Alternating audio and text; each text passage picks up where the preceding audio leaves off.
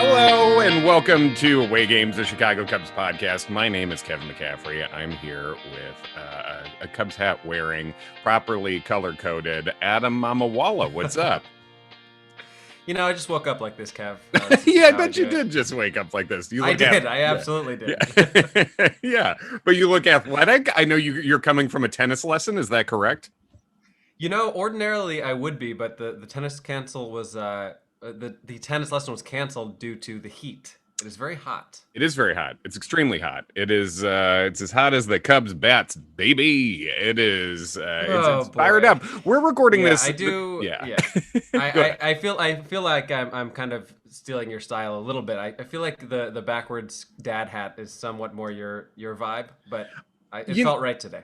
It used to be. I certainly used to in college. If I had not showered, I would 100% just be wearing a backwards hat. And one time I was in a creative writing class and the teacher was going around. She called everyone else's name and then she looked at me and just said, "Ball cap." And that was it. And I was like, that was the last day you wore a hat. Yeah, I mean, I went with it. But I have a friend who was in that class who lives out in New York now, and he frequently still calls me ball cap. It felt very dismissive at the time, but it was funny.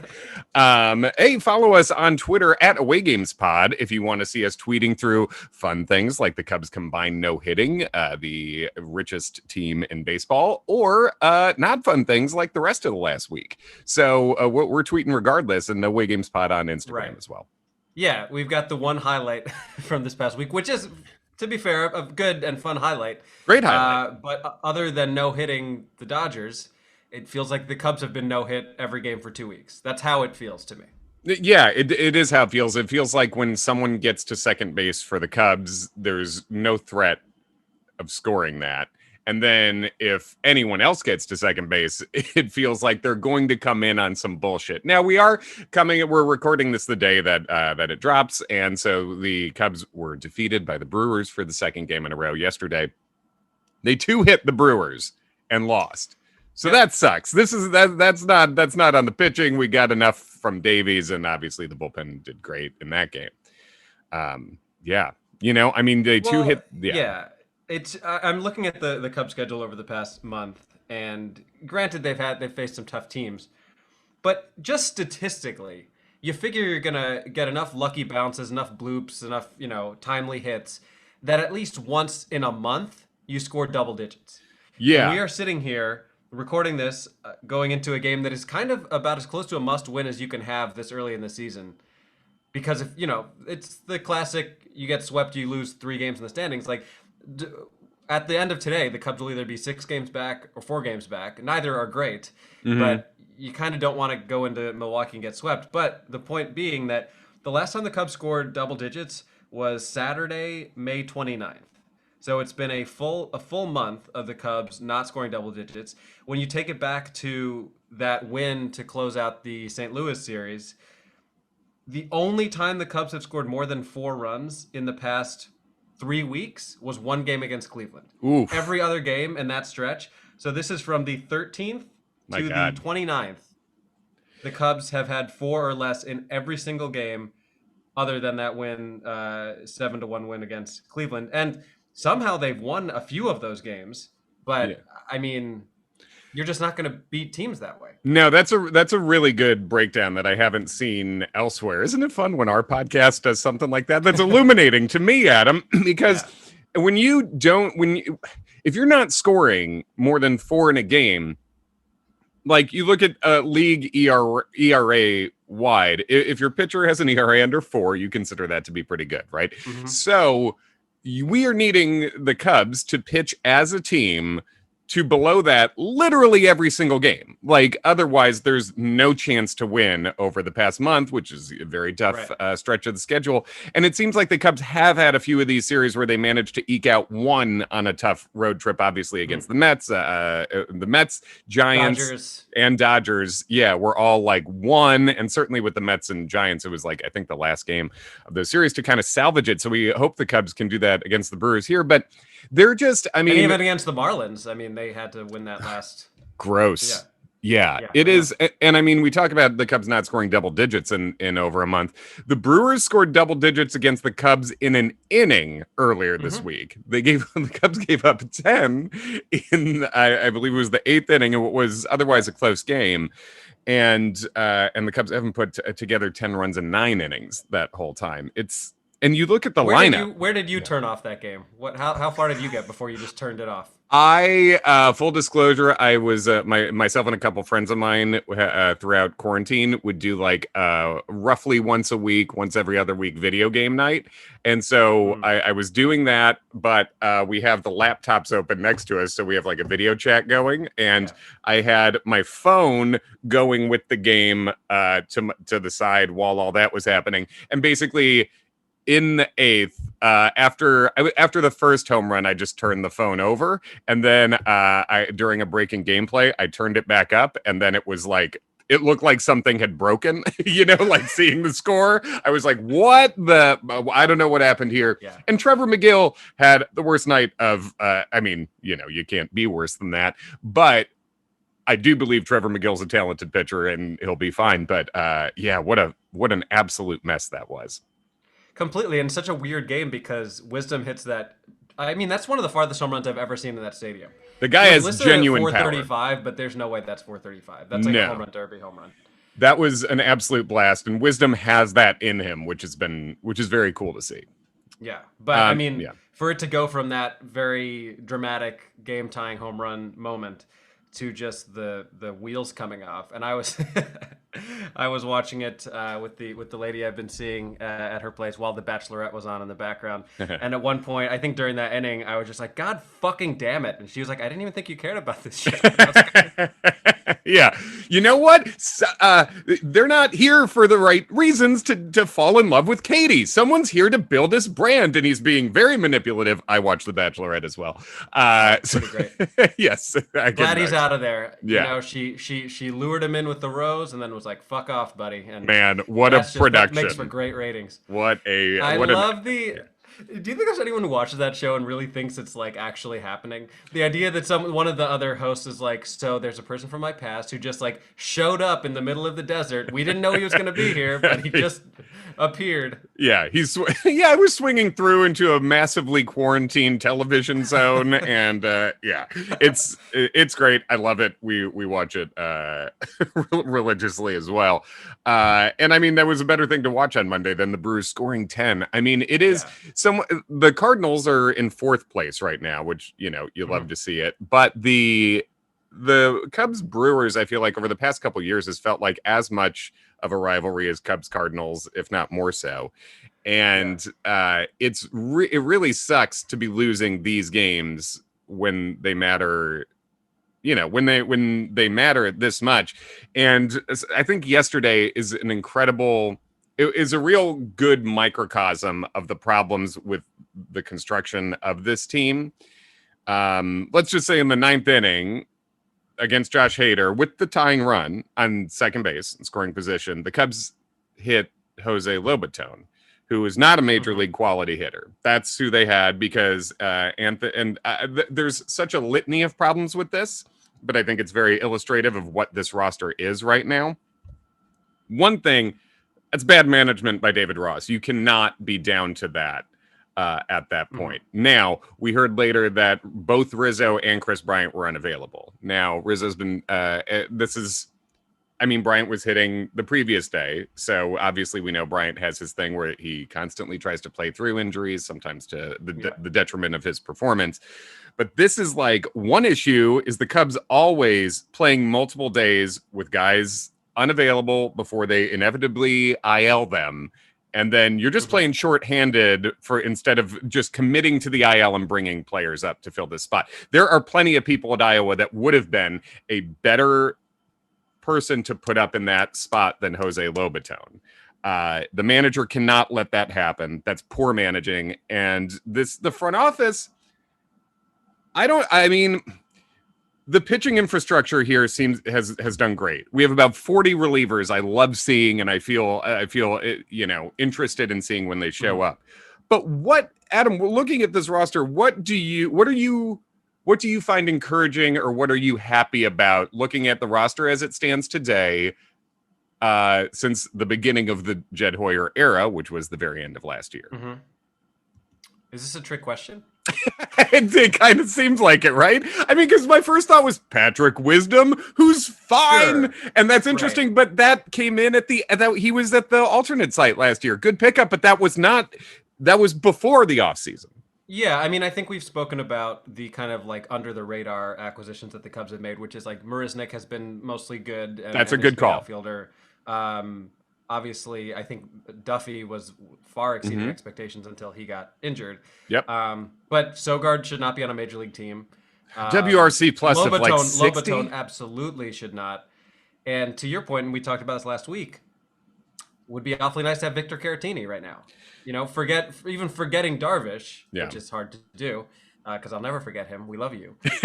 Yes. Caratini would be a very, very nice piece to have on this team, because what have we gone through this year with backup catchers? We've had Higgins, we've had Romine.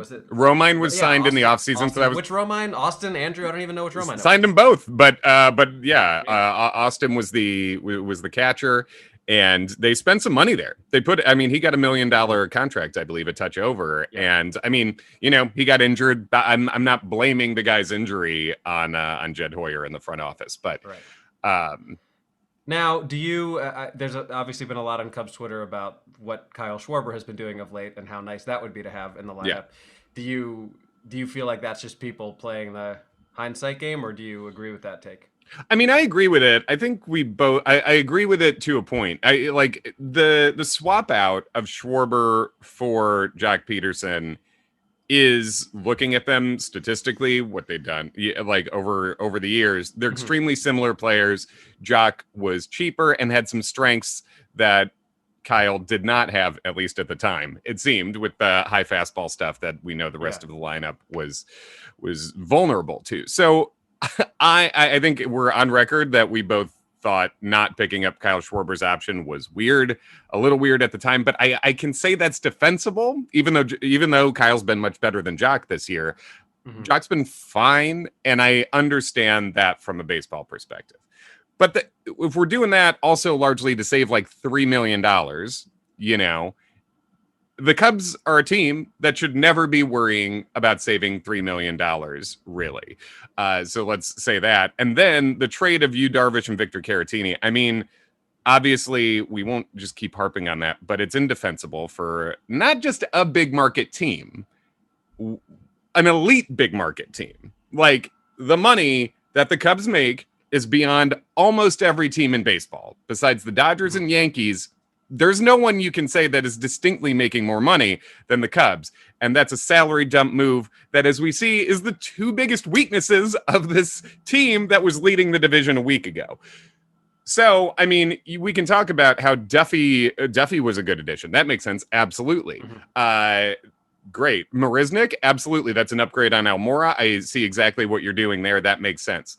But when you juxtapose that with swapping out Schwarber for Jock, let's say it's defensible. It still is clearly the wrong move from a baseball perspective at this point. And then the two biggest weaknesses on this team, top end starter and a backup catcher.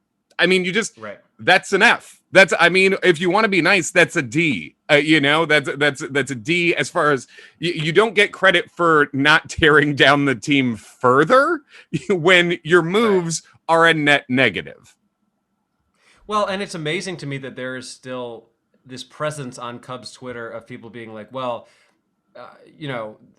Schwarber was a defensive liability and Jock is such an upgrade. Like, congratulations on watching the 2015 NLCS. Like, what are you talking about? I do think Jock is a better outfielder than Schwarber, but that's not a reason to, you know what I mean? Like, that really wasn't that big of a difference. No, and I mean, results matter, and his defense isn't 15 home runs better. You know what I mean? Like, so it's like I said, I can understand the Kyle to Jock transition from a baseball standpoint. It's not the move that either of us, I think, would have made, but it's I can understand it. I get it. That's like a reasonable baseball philosophy leads to that move.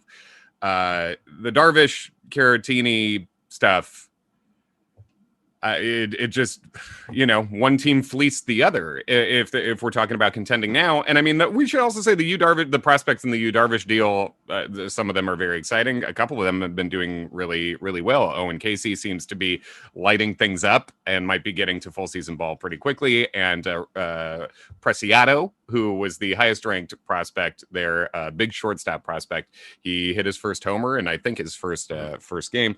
So, it's exciting. That's exciting, but also that's not what a team like the Cubs should be worrying about, coming off a division win while you still have theoretically a lot of your core there. So I think I guess it's just after yesterday and after this run, it really shows you that the weaknesses on the Cubs are all pretty obvious, and a lot of them were pretty obviously avoidable.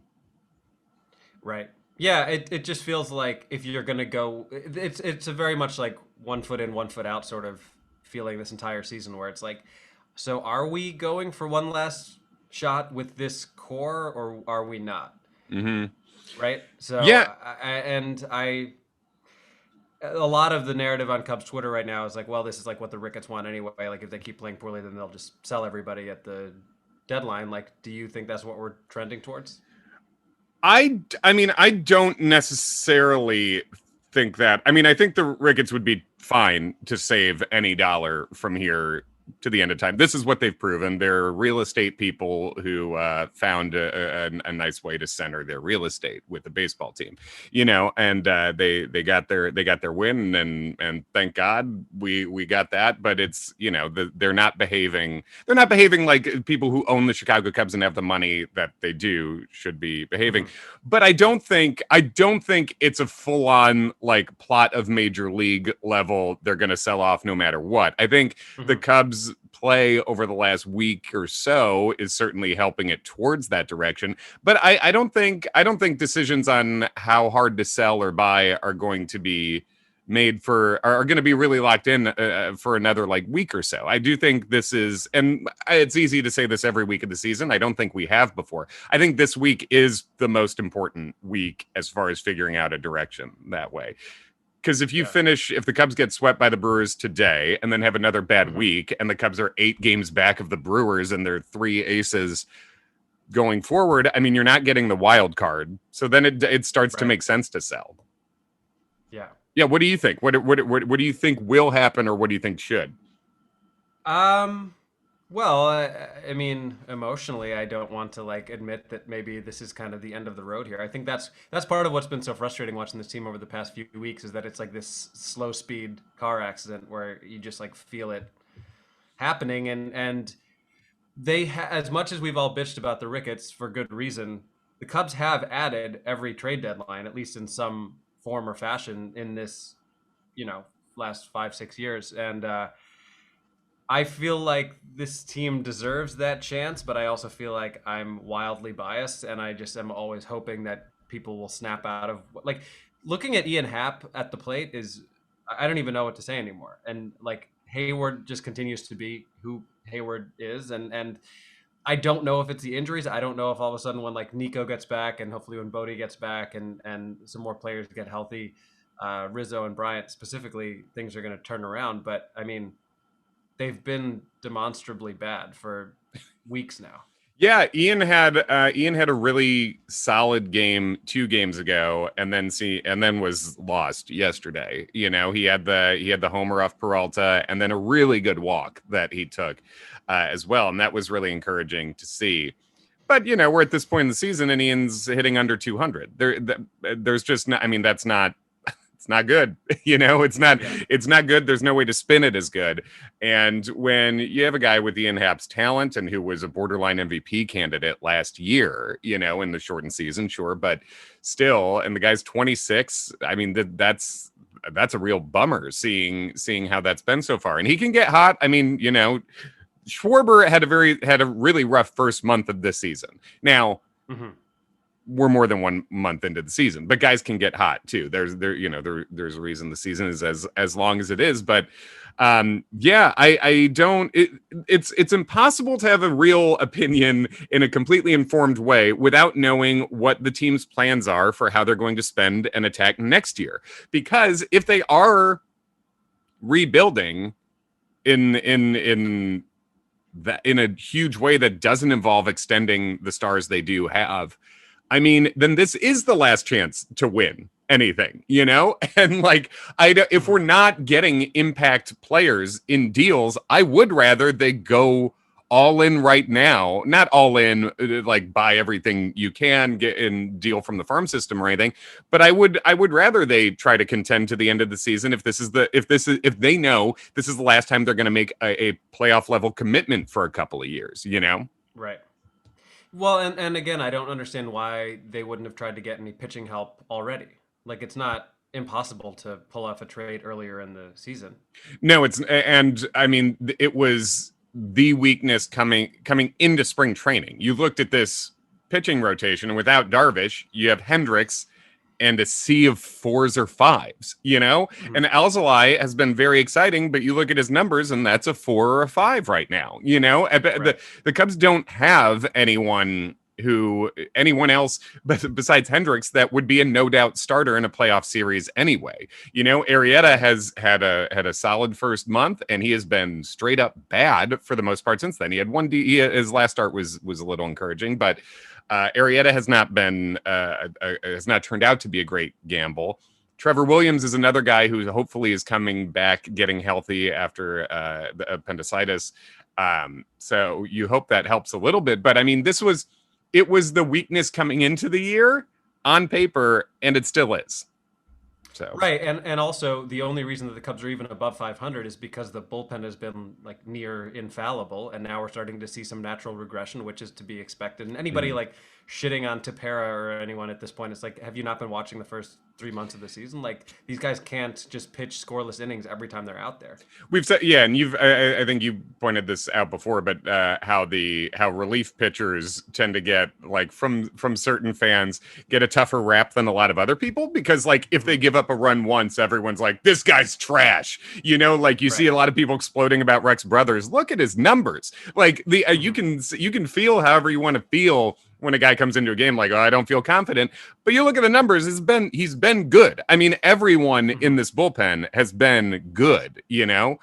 Dan Winkler is another guy who people are like, I never want to see Winkler unless we're winning by 10. His numbers are fantastic. Like, I mean, this is so the bullpen. Well, saying that about Maples, the whole, you know, the Dylan Maples experiment. Oh, you mean the one that's like a sub-2 ERA? Right. And it's like, yeah, it feels weird, but what happened, you know? And yeah, the bullpen cannot be expected to be as good as they've been, because historically almost no one has ever been as good as that. Right. And Tepera is a case where I hope it's not a worse problem than we think, but he went straight to the IL after one bad start.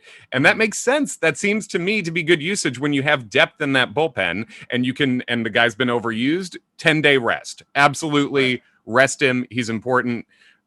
So that but if that happens with Chafin and Kimbrel, then we're really in trouble. Right. Exactly. Yeah. Then you start. It gets a little dicier.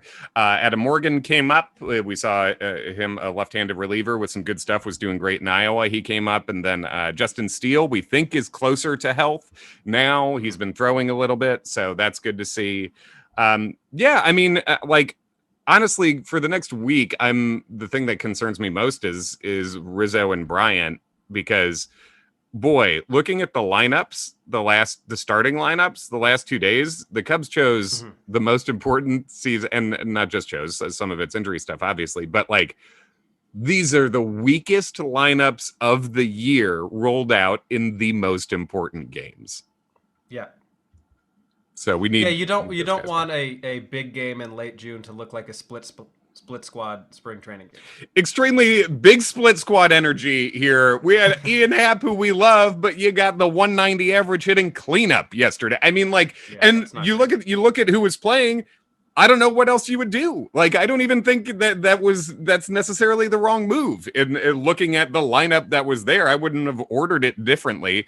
It's just, you know, it's a mess right now, and the Cubs obviously have played very well this season up to this point, but yeah, I think let me name a couple people who should be brought up, I think, because offering solutions is more helpful than just complaining. So while Lobaton takes that at bat yesterday, Michael Hermosillo is down at AAA and hitting the ball really well. He hit the ball really well in spring training, and he's been sort of, I think, a guy you would classify as sort of a quadruple A player in his career to this point. Hermosillo's a guy who should be up. Eric Sogard, I don't want to be hack complaining about Eric Sogard because it's obviously he's a big target on Twitter for multiple reasons. They have D. Strange Gordon sitting in AAA. Sogard's value is that he makes contact, we're told. It's still an out. It's contact into an out. D. Strange Gordon has the same contact rate historically as Eric Sogard, and he's faster and he plays better defense. He can steal a base. He's led the National League in stolen bases. He's actually led the National League in hits too, although it was years ago. But there's no reason to not make that 1-for-1 swap. What are his numbers like in AAA? I can look that up real quick. It appears that he is hitting .259, OPSing .669. Got a couple homers, 9 RBIs, 5 stolen bases, which is probably more than Eric Sogard. But yeah, point being that probably he's certainly as good an option as Sogard is. Yeah, I mean, the point is he brings the same value, quote unquote, with his bat, which is not much. It's just contact. But he brings other values that Sogard does not bring you. So that's a 1-for-1. And I don't see if that's the value. If we're valuing just any sort of contact, there's no reason to not have D. Strange Gordon up there. Take one of your sensible signings and push him on up. So yeah, I mean, this is, I think we've run into a really tough stretch, which we thought might be happening anyway, looking at the schedule, but it's very frustrating when the weaknesses, it's the old Dennis Green clip, right? It's like, they are who we thought they were, it's the weaknesses are not surprises. The weaknesses were clear from the roster construction from the beginning, and there have not been any moves made to fix it. So I think that is what's massively frustrating right now. Right. And I mean, I think my feeling is always that a team is never as bad as they look when they're playing really badly, and they're never as good as they look when they're playing really well. And we've certainly seen both sides of that coin from the Cubs this year. And I guess the thing that's unfortunate is that, like, them winning a lot of games felt more out of character than this. Like, this is more in line with what I expected. And I was thrilled when they were overachieving, but it just didn't feel like it was sustainable in terms of the way they were winning or how much they were relying on the bull. Just, you even look at the fact that I think, with a lead after 6 or 7 innings, the Cubs basically haven't lost this year. Yeah, that's not usually what you're going to have for a team. So, yeah, I just looking forward. I mean, you've got the end of this series at Milwaukee, which is really important, and then you have 3 at Cincinnati, which, like, the Cubs never seem to play super well in Cincinnati. The Reds are also a good and interesting team, and boy, would it be nice to have Nicholas Castellanos, but we're not going to, beat that dead horse anymore. But no, but it is. I mean, when you look at the All-Star game, could be starting Schwarber in left and Castellanos in right. I mean, it is like it's hard to not think about it too much that way, Yeah. But yeah, and Cincinnati's in 3rd place right now. Cincinnati is the team that's right behind the Cubs. The Cardinals are down there in 4th. And Cincinnati has a lot of guys who can hit the ball, and so that is you're gonna need to score some runs there, no matter how well your pitching staff does. Cincinnati's 2 games behind the Cubs right now. I mean, this is how close it is. So, well, but here's the deal: the Cubs are essentially a sub 500 team. They're 4 or 5 games over 500. But when you look at July, every single team they play is either 500-ish or the Diamondbacks. So this is a chance to actually win some games here. And if they have a bad July, I think they're just a bad team. That's my hot take. Well, yes, and this is the Brewers have gone through a really easy stretch. So the Brewers went through the easy stretch of their schedule as the Cubs are going through their tough stretch. So that has been part of what's coincided with this run. Also, the Brewers are beating the Cubs. The Brewers are 8-3 against the Cubs. So that is obviously that's your whole difference in the standings right there. But yeah, it's just too bad because I have an ongoing bet with my uncle, who's a big Brewers fan, that we have a $1 bet on each game. So I guess I owe him $5. Ooh, down 5. That's tough. tough. That is, Adam, you have to sell. You have to rebuild. You're like the Rickettses. You are just in biblical losses over here in your uncle bets. It's true. They were actually at the game on Monday and then left before that big 8th inning. What? It was a tie game, wasn't it? That's I know. crazy. In fairness, they're in their mid 70s. I think they like to give themselves extra time to not be in the throngs of people. But makes sense. Yeah. But the funny thing is, they were doing the thing that I do, that everyone, or certainly that you think is strange, probably, where I just like won't look at my phone if I don't want to find out about a game. So they live in the Milwaukee area. They know how to get home, so they just had both their phones off and drove home, didn't hear anything, didn't have the game on the radio, and then watched the rest of the game DVR, and we're like, well, we certainly missed some action. Yeah, missed some stuff. Missed a solid 10-run 8th. Yeah.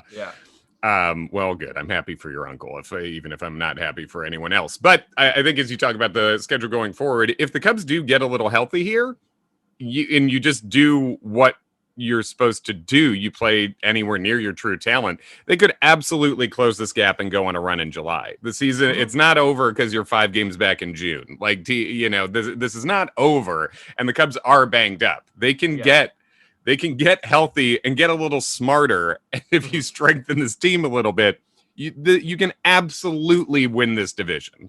And you can be back to first pretty quickly, but it has to start now. Right, and it's hard to overstate how big of a loss Nico has been, because he was really, really playing well. And to now have, whether it's Alcantara or Sogard or whoever has been at second, it is a huge drop-off. I think both defensively and offensively, but especially offensively, because he's a great top of the lineup sort of bat, and I hope that he can get back to that. Yeah, I hope he's as hot as he was before, because I mean last year Nico was Sogard level offensively, like that is so that we had contact from Nico and it was not good at all last year, but he was coming up, the league was adjusting to him, and this year, from spring training until he went down, he was great. He looked really great. He looked like he took a huge leap. And so terrible luck him getting hurt. And then terrible luck that David Bodie got hurt right after that. I mean, this is so that what we've had is a drop off from 2 guys who should have been ahead in the, who could have been really helpful regulars during this run. So, we just got to wait and see if these guys get healthy, but someone has to hit in the meantime. And it would be nice to see some urgency from the front office here. I would tend to agree.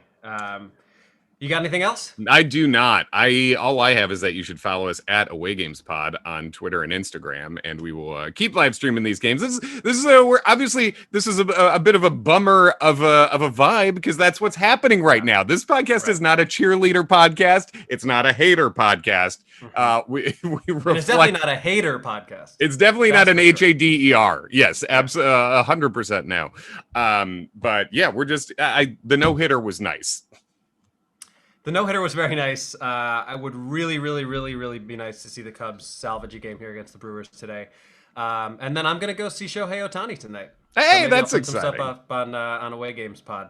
Heck yeah, that's pretty Did you great. See his first at bat in packed Yankee Stadium, just hitting the ball 440 feet? Just hit a smooth 3-iron out to right. Yeah, that guy's an absolute freak and a half. It's awesome to watch, and you're going to see him pitch and hit tonight, probably. Yes, yeah. If I were not sitting in the nosebleeds, I think I would have worn Cubs stuff with a sign that said "Thank you, Joe." But I feel like I won't get on TV in the upper deck. That's the rule of the upper deck. Right. That makes sense. It's for the freaking 1%, man. That's what. So who has poster board? Yeah. In these times, yeah, it's been a while. Thanks for listening, everybody. Bye.